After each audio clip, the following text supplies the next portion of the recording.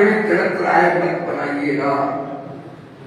मेरे हिस्से में सफलता कुछ ज्यादा इसलिए हो गई कि मुझे आप कर्मचारियों का समर्थन बहुत प्राप्त हुआ, ज्यादा था। और दूसरा विषय, अगर उस पर मैं बोलूंगा नहीं तो मेरा भाषण पूरा नहीं होगा। मैं यहां देख रहा हूं हिमाचल प्रदेश का ये सर्किल कॉन्फ्रेंस हो रही जीडीएस की, पंजाब के सर्किल सेक्रेटरी आ गए, हरियाणा के सर्किल सेक्रेटरी आ गए, उत्तर प्रदेश के पदाधिकारी आ गए, अलग अलग कैडर के लोग आ गए। आप सब अगर भूले ना हो तो इसी हाल में पिछला सम्मेलन जब आपका हुआ था तब भी मैं आया था। संगठन का ये स्वरूप तब नहीं था। आज जहां हिमाचल प्रदेश में जीडीएस यूनियन ये जो संगठन है उसने विस्तार लिया, वही आपके सर्किल सेक्रेटरी के रूप में काम करने वाले भाई लक्ष्मी दत्त शर्मा जी ने मां गंगा जी को धरती पर कौन लाया था? भागीरथ। हिमाचल के लिए भागीरथ बन करके अलग अलग प्रदेश के सर्किल सेक्रेटरियों को अपने अधिवेशन में लाने का काम किया। हमको बधाई देते हैं, धन्यवाद देते हैं।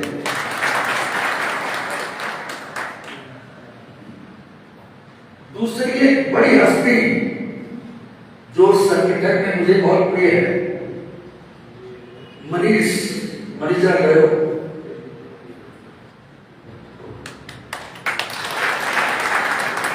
गौर से इस बच्चे को देखिए। हमारी मनीष की मुलाकात कहां हुई? मनीष जम्मू कश्मीर के राजौरी डिवीजन में पोस्टल असिस्टेंट के रूप में कार्य कर रहे थे। संपर्क हुआ।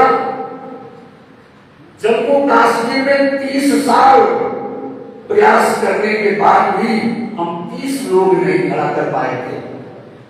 वो आपके हिमाचल में पैदा हुआ बच्चा पोस्टल असिस्टेंट में जेडीके में नौकरी मिली।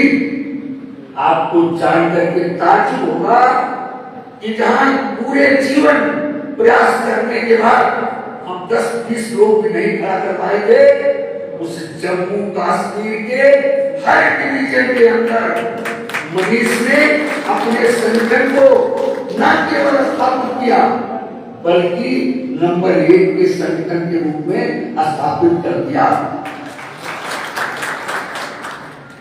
अभी जो अपना रात्रिकालीन धरना हुआ, मुझे बड़ा ताज्जुब हुआ। लेह जो अपना लेह लद्दाख, लेह के डाकखाने के अंदर अपना धरना चल रहा था। 3-4 महिलाएं, 8-10 पुरुष लेह हेड ऑफिस के सामने धरने पर बैठे थे। मैं लखनऊ में बैठा था, लेकिन मेरी आत्मा से मनीष की ये बधाई निकल रही थी, धन्यवाद कर रहा था। मनीष ने कहा, भाई साहब जेडीके में मेरा काम हो गया, मेरी कुछ घरेलू दिक्कत है, अब मुझे किसी तरह हिमाचल पहुंचा दीजिए। अभी मनीष को मैं क्या कहते थे आप, चूंकि यहां से शादी करने के बाद नौकरी करने वहां चले गए, पत्नी ने शर्त रख दिया नौकरी छोड़ कर आओ, मैं नहीं जाती। विभाग की व्यवस्था है, जब हमारे संपर्क में आए मैंने उनका ट्रांसफर कराया, तब तक बहुत देर हो चुकी थी, पत्नी ने उनसे अपना संबंध तोड़ लिया। बहरहाल जिस दिन उन्होंने हमसे कहा कि भाई साहब मेरा हिमाचल जाना बहुत जरूरी है, मैंने उनको दिल्ली बुलाया, मैं दिल्ली आया और उन्हीं के सामने जो ट्रांसफर पोस्टिंग करने के सबसे बड़े अधिकारी हैं, उनके सामने बैठा करके मैंने फोन करवाया और ईश्वर की कृपा से मेरा ये प्रयास सफल रहा। आज आपके हिमाचल में भाई मनीष जी काम कर रहे हैं और यहाँ ज्वाइन करने के तुरंत बाद जीडीएस में तो थोड़ा बहुत हमारा संगठन था, पोस्टल क्लास 3 में उन्होंने संगठन का विस्तार प्रारंभ किया। हमको लगता है आज 2 डिवीजन तक अपना काम फैल चुका है। तो ऐसे मनीष जी को भी बहुत बहुत बधाई देते हैं, बहुत बहुत धन्यवाद देते हैं।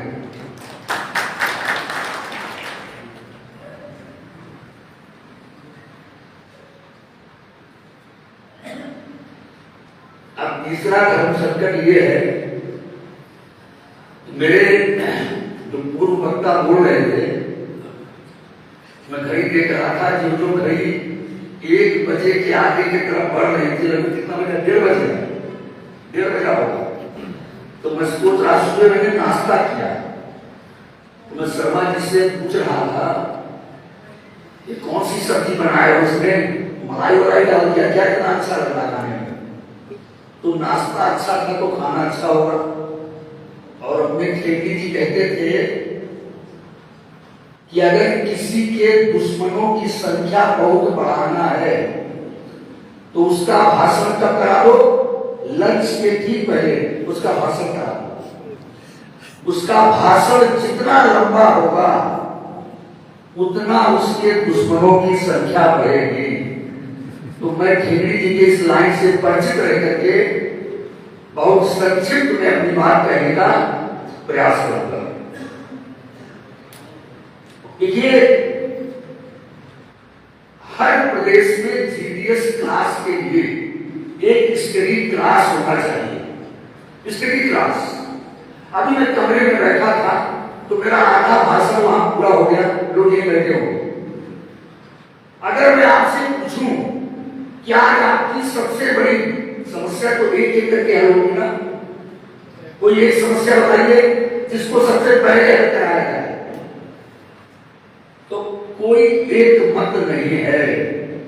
जब व्हाट्सएप पर मैं देखता हूं, अगर व्हाट्सएप से हम आकलन करें पूरे देश में, व्हाट्सएप पर सबसे ज्यादा एक्टिव अगर कोई कैडर है पोस्टल डिपार्टमेंट का तो जीडीएस है, सबसे ज्यादा एक्टिव है।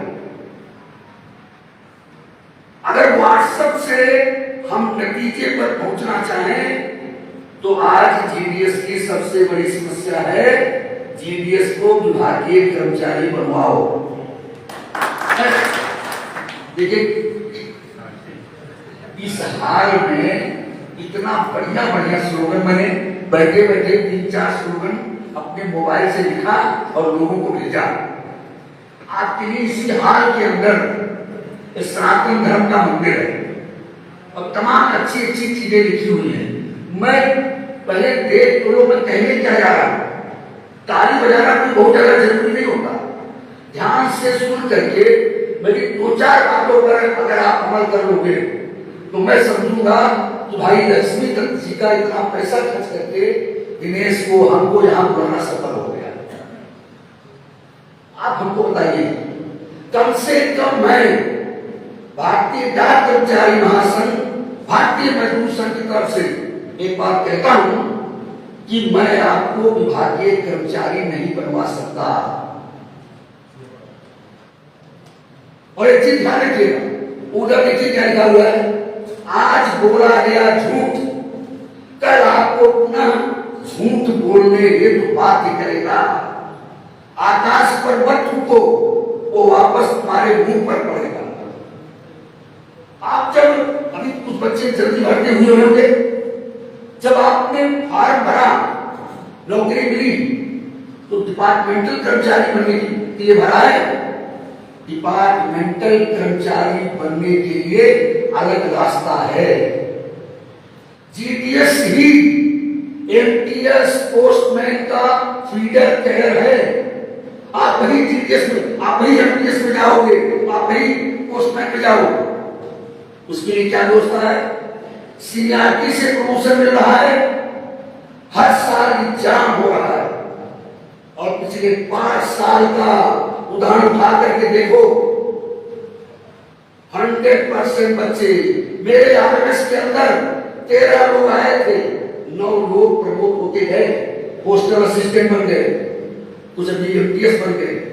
कोई है नहीं, लगातार साइकिल, ये कौन सा रिक्रूटमेंट है? साइकिल 4 कंप्लीट हो गया, साइकिल 4 भर्ती हुए, परमानेंट भर्ती हुए। जीडीएस जिस रूप में है उसको कोई विभागी बनवा सकता है क्या? पूरे विश्व के अंदर डाक विभाग में अकेले भारत के अंदर ही व्यवस्था है। क्या व्यवस्था है? एक ग्रामीण डाक सेवक कर्मचारी होगा, पहले उसका नाम एक्स्ट्रा डिपार्टमेंटल एजेंट, अब बहुत लंबा हो जाएगा, बहुत लंबा हो जाएगा। जब वो नाम बदला गया, मैं भी 5 लोग थे, मैं भी था अटल बिहारी वाजपेयी जी के पास, और वहां से निकले उनके सुधीर कुलकर्णी, अटल बिहारी वाजपेयी जी के एडवाइजर, उनके पास, तो उन्होंने भेजा अरुण जेटली जिला मिनिस्टर थे, उनके पास मेरे सामने आपका नाम एक्स्ट्रा डिपार्टमेंटल एजेंट से जीडीएस बना। मेरा ये कहने का मतलब नहीं, समय के साथ जीडीएस अपनी मांगों को भूलता गया। एक समय यही मांग थी, अरे हम एजेंट नहीं है, एजेंट का शाब्दिक अर्थ बहुत अच्छा खराब होता है, एजेंट मतलब दलाल, हम दलाल हैं। अपनी उम्र के 65 साल तक हम काम करते हैं, विभाग हमको नहीं पैसा, मेरा नाम बदला जाए, एक ही मांग थी। नाम बदल गया तो अपनी मीटिंगों में चर्चा तो करो, किसने बदलवाया, कैसे बदला। तो पहले अपना कंसेप्ट क्लियर करिए। जीडीएस एक सिस्टम है, उसकी ड्यूटी 7.5 घंटे तक हो सकती है, अगर रूल ये हटा दिया जाए 8 घंटे नहीं हो सकती। जब तक जीडीएस आप रहेंगे, वो ड्यूटी 7.5 घंटे मैक्सिमम। जब जीडीएस कमेटी बनी, अब बहुत सारे विषय रह जाएंगे तो आप समझ नहीं पाओगे, मेरे पास समय नहीं, क्योंकि दिमाग में तूफान चलता है, मैं अवॉइड करता हूं जीडीएस के सम्मेलनों में जाने से। जब जीडीएस कमेटी बनी, विभाग के सबसे बड़े जीडीएस संगठन के महामंत्री श्रीमान आदरणीय महादेवैया जी डिमांस्ट्रेशन कर रहे थे। डिमांस्ट्रेशन नहीं, कमलेश चंद्रा कमेटी नहीं, जो डिमांस्ट्रेशन कर रहे थे इसलिए कर रहे थे, 5वें वेतन आयोग तक एक परंपरा थी कि जब वेतन आयोग का गठन होता था तो उसके पैरेलल जीडीएस कमेटी की बनती थी। जिस तरह से वेतन आयोग का चेयरमैन हाई कोर्ट का रिटायर्ड जज हुआ करता था, जीडीएस कमेटी का चेयरमैन भी हाई कोर्ट का रिटायर्ड जज हुआ करता था। महादेवैया जी बोले, अभी अरे कमलेश चंद्रा नहीं, कोई हाई कोर्ट का जज बनाओ। सारे देश की जीडीएस ने ताली बजा दिया। किसी जीडीएस ने जितना सोशल मीडिया पर आप एक्टिव है, अपने ब्रेन को अपडेट करिए। महादेवैया जी से पूछा जाना चाहिए था कि हाई कोर्ट के जज के बजाय ये मेंबर भी को कमेटी का चेयरमैन कब से बनाना शुरू हुआ। तो मैं दोहरा दूं, नहीं तो गलत हो जाएगा। अंतिम जज चरणजीत सिंह तलवार, जस्टिस चरणजीत सिंह तलवार, वो जीडीएस कमेटी के चेयरमैन बने। उनकी सारी रिपोर्टें लागू नहीं हो पाई, लंबा आंदोलन चला, लेकिन भारत सरकार को और देश के सारे नागरिकों को वो चरणजीत सिंह तलवार ने बता दिया कि जीडीएस क्या है, आपका असली जो काम करने का तरीका है, क्या काम करते हो। ये चरणजीत सिंह तलवार के बाद देश और दुनिया को पता चला। क्या पता चला? उन्होंने लिखा कि मैं एक गांव में गया, और जब मैं गांव में गया तो मैंने देखा कि खाना खुला हुआ था। तो मैं 4-6 घरों में गया, हमने भाई साहब, तो घर से कोई महिला निकली कि कहाँ है भाई साहब, खेत में गए काम करने। वो खेत से काम करके शाम को लौटे 6 बजे। फिर तुम्हें ऐसे किसानों से जो दिन में खेत में काम करने जाते हैं, 4-6 लोगों से उन्होंने पूछा कि आप दिन भर तो घर से बाहर रहते हो, डाक खाने का खुलने के समय 10 से 2 है, तो डाक खाने में आपका काम कैसे, कोई काम नहीं पड़ता है, यदि पड़ता है तो काम कैसे होता है। तो उस किसान ने कहा, जब घर आते हैं शाम को 7 बजे 8 बजे, तब पोस्टमास्टर साहब से कहेंगे भाई साहब 2 लिफाफा दे दो, 2 इनलाइन लेटर दे दो, तो देते हैं क्या? तो किसान ने कहा बिल्कुल देते हैं, रोज हमारा ही काम है। चरणजीत सिंह तरवार ने अपनी रिकमेंडेशन में लिखा,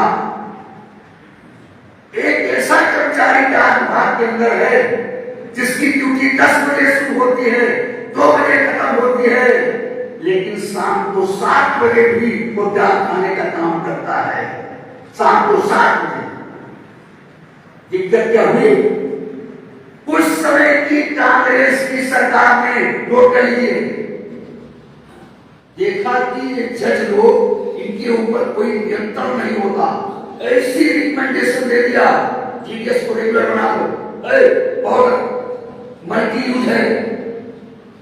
कांग्रेस की सरकार ने आदेश कर दिया, अब भविष्य में जीडीएस कमेटी का चेयरमैन कोई हाई कोर्ट का जज नहीं होगा। और आप सबको मालूम होगा, जो पुराने लोग बैठे हैं, नेगी जी बैठे हैं, लक्ष्मीधर बैठे हैं, सुंदर भाई बैठे हैं, पहली बार डाक भवन के अंदर बैठा जीडीएस कर्मचारियों का 1 नंबर का दुश्मन नटराज मूर्ति आपकी कमेटी का चेयरमैन बना। परंपरा तो बदल गई। महाजोरिया जी, कमलेश चंद्रा जब कमेटी के चेयरमैन बने तब आप विरोध कर रहे हो। विरोध तो तब करना चाहिए था जब एक परंपरा तोड़ी गई, उस समय विरोध नहीं किया।